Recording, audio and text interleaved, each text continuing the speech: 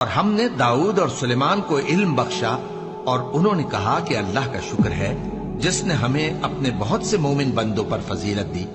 اور سلیمان داؤد کے قائم مقام ہوئے اور کہنے لگے کہ لوگوں، ہمیں اللہ کی طرف سے پرندوں کی بولی سکھائی گئی ہے اور ہر چیز عنایت فرمائی گئی ہے، بے شک یہ اس کا خاص فضل ہے۔ اور سلیمان کے لیے جنوں اور انسانوں اور پرندوں کے لشکر جمع کیے گئے اور پھر ان کی جماعتیں بنائی گئیں، یہاں تک کہ جب چیونٹیوں کے میدان میں پہنچے تو ایک چیونٹی نے کہا کہ چیونٹیوں،